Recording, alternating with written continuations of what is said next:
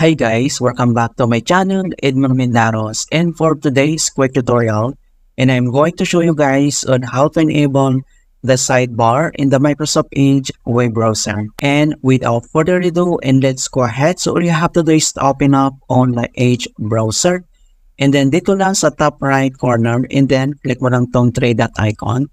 And then next step ay kailangan mo lang select dito yung settings. And then dito sa settings, and then next ay kailangan mo lang select dito yung sidebar. Okay? So i-click mo lang ito. So makikita mo kaagad dito yung customize sidebar kung paano ba natin enable to. So dito sa always show sidebar dito lang sa right side, ay click mo lang tong button ito. Ayan, so na-enable na siya. Kung gusto mo naman itong i-disable, so click mo lang tong button. Ayan, so ganito.